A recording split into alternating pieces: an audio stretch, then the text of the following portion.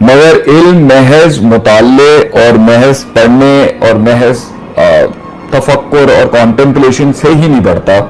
علم کا ایک بہت بڑا آرٹیکل یہ ہے کہ یہ کندن بنتا ہی تب ہے جب یہ عمل کی گھاٹی سے گزرتا ہے، عمل کی آگ سے گزرتا ہے، جس کے لیے اس کو نیت کا دروازہ کھولنا پڑے گا،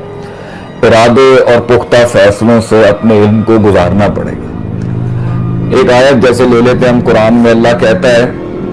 وَمَن يَتَّقِ اللَّهَ يَجْعَل لَّهُ مَخْرَجًا، کہ وَمَن يَتَوَكَّلْ عَلَى اللَّهِ فَهُوَ حَسْبُهُ، جو اللہ پر توکل کرتا ہے اللہ اس کے لیے پورا ہو جاتا ہے، کافی ہو جاتا ہے، اس کے جتنا اس کو چاہیے اس ہو جاتا ہے. اور جو اللہ کے لیے اللہ کی تقوی اختیار کرے گا، گاڈ کانشیسنس اختیار کرے گا، اللہ اس کے لیے نکلنے کا راستہ نکالے گا. اب یہی کانسیپٹ کے اوپر ایک آدمی سطحی لیول کا یقین رکھتا ہوگا اور ایک آدمی اتنا یقین رکھتا ہوگا کہ اس کے قدم اور اس کے قلبی اقدام جو ہیں وہ کبھی بھی رکتے نہیں ہوں گے، اس کا ڈیسیشن میکنگ کبھی بھی ویور نہیں کرتا ہوگا ڈپینڈنگ اپون ہز یقین. تو علم جو ہے وہ یقین کے درجے تک ایکسپیرینشل نالج کے بغیر نہیں آتا، ایکسپیرینسز کے بغیر نہیں آتا. وہ عمل کر کر کے ایکسپیریمنٹس اور reliable replicable trial and error basis پہ اپنے علم کو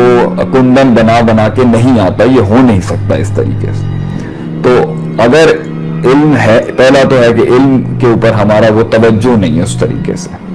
پھر اس علم کی اینالائزیشن پہ ہمارا وہ توجہ نہیں ہے،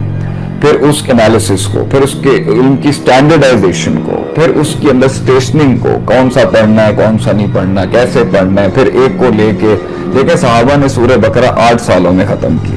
کیونکہ وہ ایک آیت کو اپنے میکروز مائکروز کلیات جزیات کے لحاظ سے کھولتے تھے، اس لیے ان کے مائنڈ سیٹ سے نا ان کے ایسے براڈ ہو چکے ہوئے تھے، کھل گیا تھا ذہن جسے ہم کھلنا کہتے ہیں، ذہین جسے ہم کہتے تھے، فقیہ جسے ہم کہتے تھے. لیکن ہم بڑی بڑی چیزوں کو اپنا حفظ کر کے رٹا تو لگا لیتے ہیں، لیکن پرابلم یہ ہے کہ وہ اپلائیڈ نہیں ہوتا، اور وہ جب اپلائیڈ نہیں ہوتا اور اس پہ غور و فکر نہیں ہوتی، اس پہ دماغ نہیں چلایا ہوتا اور اس کے پروز اینڈ کونس کو مینیج نہیں کیا ہوتا، تو یا وہ علم گل سا رہا ہوتا ہے،